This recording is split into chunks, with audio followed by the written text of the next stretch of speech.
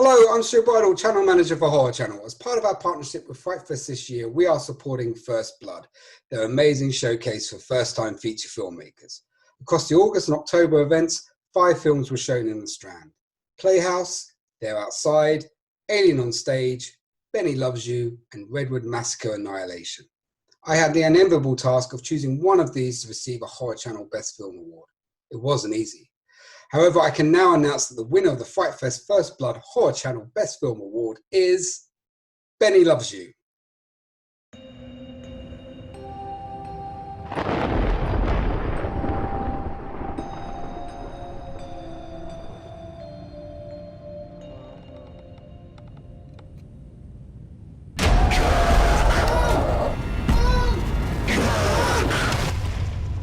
This is Benny. As long as you have him by your side, nothing can ever hurt you. Not even the demons in the hallway. Apart from them. I'm in the area with a buyer on Monday. It's getting quite lonely. It's more of a family home. I have to get this finished. Lots of people are saying you're already finished. You haven't evolved. I can't send my creative director to New York in a Goonies t-shirt.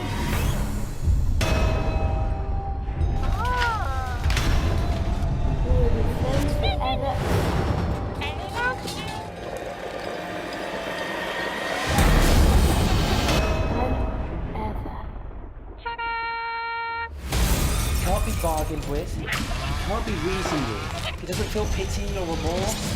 He absolutely will not stop until you are dead. What's this got to do with me? Do you want another cuppa? Come on, then.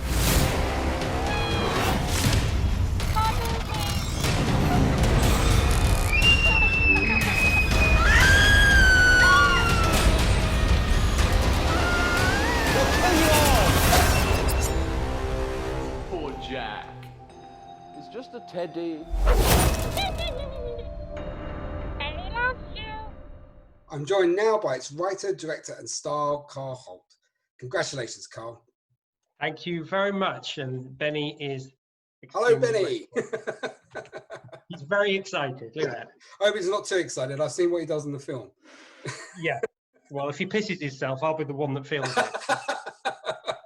Let's hope not. Let's hope not. So let's talk a little bit about how Benny Loves You come together, because it was a short film first, and then you sort of extrapolated out into a feature later. Is that right?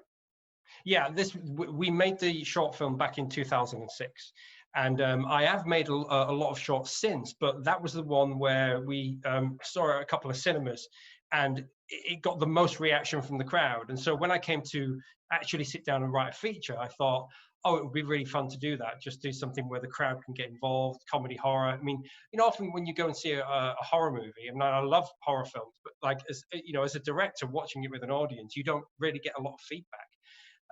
People are quite quiet, or they might jump at a certain point, but when they watch a horror comedy, you can really see if they're going along with the film, if the film's working. So, I sort of thought that would be a fun thing to do. And I like comedy horrors myself as well. So we took the idea that we'd made in 2006 and then thought, right, how am I going to turn that into a feature? And obviously the Killer Doll movie is, quite a stuffed genre, and you've got to try and think, well, yeah, how are you going to do something different with it? So with ours, it was a case of, I wanted to make the killer endearing. That was the main thing. It was, a cute little teddy bear, or whatever you want to call him, animal, and he'd run around declaring the love for his owner whilst killing people.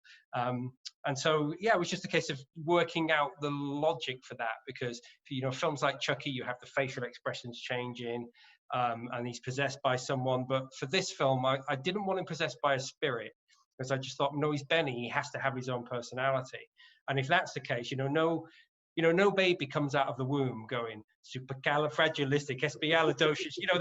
So he would have to be primitive. It was like he'd be a baby. He wouldn't have a lot of communication skills. Like a dog. I say, if a dog is going to drag its ass over your carpet, it drags its ass over your carpet, and it only stops when you go, oi!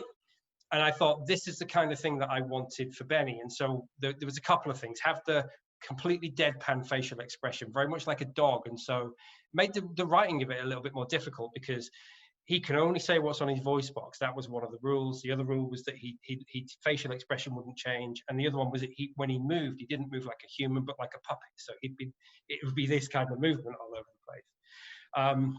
So you have to look into other ways to how do you get emotion out of the teddy, and it really comes down to sort of, you know, his body language and what phrase he chooses to play on his voice box. Yeah, it made the writing of it a little bit more tough, but those were kind of my rules going into it, and I thought that made it different enough for it to kind of stand out and be its own thing, you know. And that's all you can do. You just got to go in with your own little preferences on how you think you do things, and if you do that, you know, you might create something that people think is worth seeing. Who knows? It's definitely worth seeing. I mean, he's a great character, and he gets up to all sorts of nasty stuff in the film, which is fantastic fun to watch. Yeah. So the production of the film was a family affair, I believe. I mean, you had quite a few like families and friends helping you make the movie. Yeah, sort of. I mean, you know, being honest, I don't know anybody in the film industry. So I left college in the mid 90s. Everything was shot on VHS back then, and although I always wanted to be a filmmaker, the resources just weren't there. There was, you know, you had to have money to be able to make a film. So, you know, like most people, you left college, there were no opportunities, went and got a job. My job was working in sort of conference and event video. So, you know, picked up some skills there. I was filming, I was editing, I was learning 3D animation, but it was all for something for different. But I kept in touch with a couple of friends from college. Mark is one of my best friends. And I worked with John on a couple of series for the BBC. And that's the only people that I know. So when it came to make the film, it was, right, I've got access to my friend's house in Berkhamsted. He said we could rent his little annex at the back. He had a little separate little annex. So it was like, okay, we'll rent that from him for a couple of months. We turned one of them into the little bedroom set. And then he said, you can use the rest of the house. But he lived in the house and he had guests staying in the house. So we're very limited with what we could do. And he was fine with you splashing blood around. And he was really good because he was just like, if you paint over it, you can do it. I mean, obviously we couldn't bring the roof down. We couldn't set things on fire. We couldn't have stunt men jumping through windows. You know, the first version of this script that I wrote was proper insane. You know, we had a whole sequence where a load of old people were killed in an old people's home, and Benny was just running around killing everyone on the Zimmer frames. But when, you know, the second draft was like, okay, I can't make this. So you pare it all back, make it more about the relationship between him and Jack. And so when it came to shooting it, you know, say my friend John came to help me, and I said to my mum, will you come down for a couple of months and help? And she said, I've never been on a film set before. I wouldn't know what to do. I said, well, you've got hands, and that is all you need when you're on a film set. So she was like, okay, I'll do it. And then she became a really important member of the crew. So there was basically three of us, me, John, and my mum. That was kind of the Monday to Friday crew of the film. So everybody hands on deck doing what we can. And then at the weekend, I kind of scheduled the bigger scenes.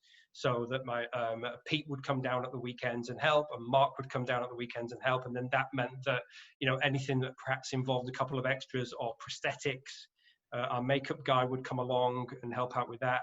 So it was just a case of scheduling it. The times where it was a bit more intense, we had a few more people on hand because obviously everybody was working, so they could give me time at the weekend. But you were pulling like triple duty on this because you're right.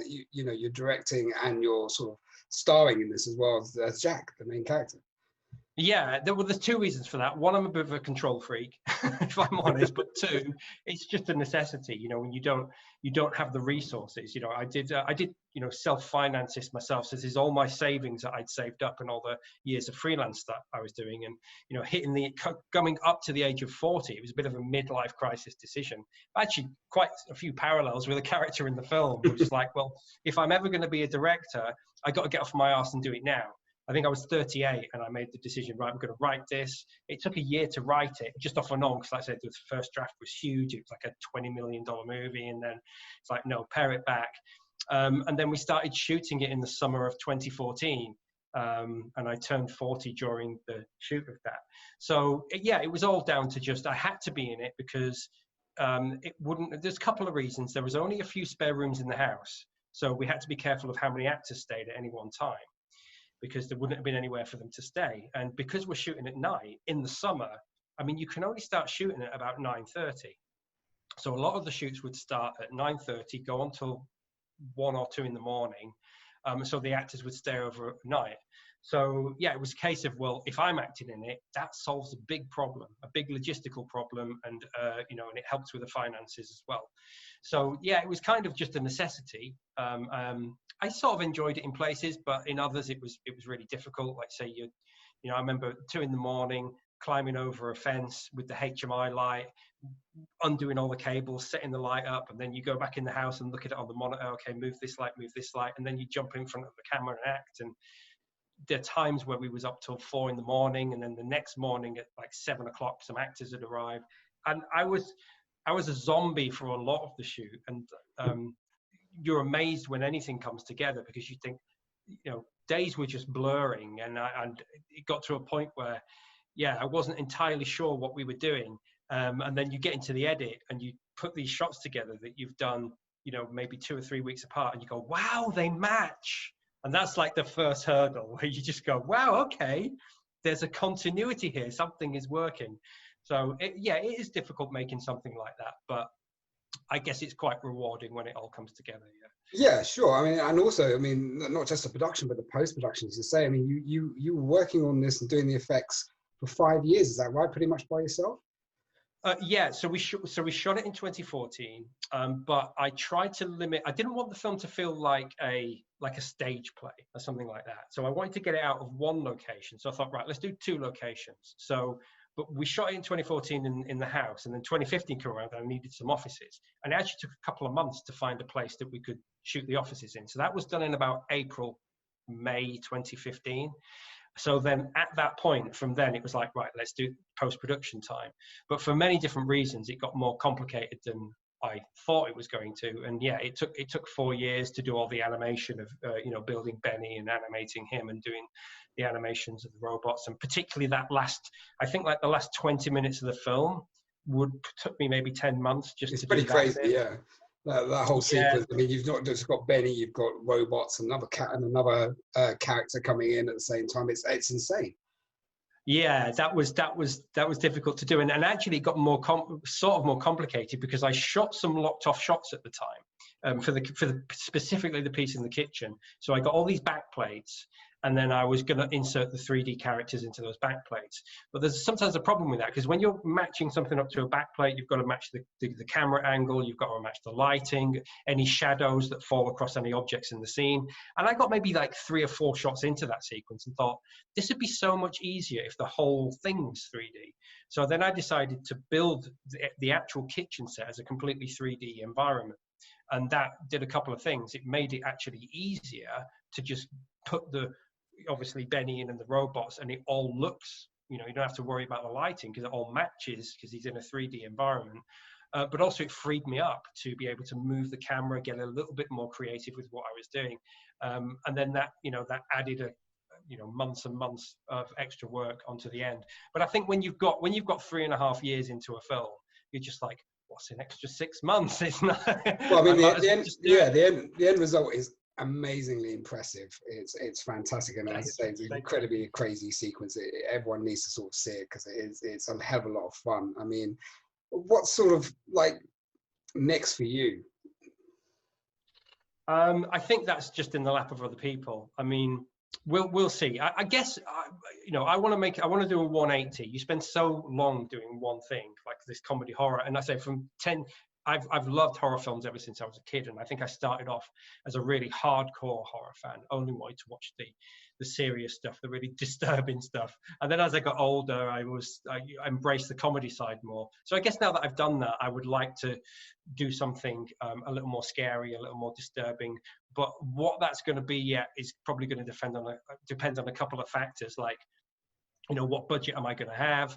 What resources am I going to have? You know, anybody that's in my position will know that when you make a film, you just like, what have I got to hand? You know, if you've got a friend that's got a cabin in the woods, go and make a film about a cabin in the woods. I mean, but not many of us have got Gothic castles in our back gardens. So, yeah. So we'll see what's next. I think it's going to depend on the reaction to the film, Does it open up any doors? How does it perform? So yeah, but there will be something, but who knows yet? Yeah, we'll see. Oh, well, we look forward to that. I'm sure Benny Loves You is going to be an amazing success. It's a hell of a lot of fun. Everyone should see it when it comes out on a bigger release, as we say, and obviously it's a very worthy winner of the First Blood Best Film Award. Thank you very much. Well, it's been a pleasure talking to you. Thank you to the Horror Channel for supporting this award. I think it's a really great thing you're doing. It's it's important. People like me wouldn't be getting a platform if it wasn't for FrightFest and for you drawing attention to it with the Horror Channel. So yeah, thank you very much. Thank you, Carl. You're very welcome. Okay, well that's all we have time for. Congratulations again to Carl, and thank you both to FrightFest and all the other filmmakers for their amazing films. You made the decision a real hard one. But thank you for joining us today, and thanks for talking to us, Carl. We're welcome. Benny loves you.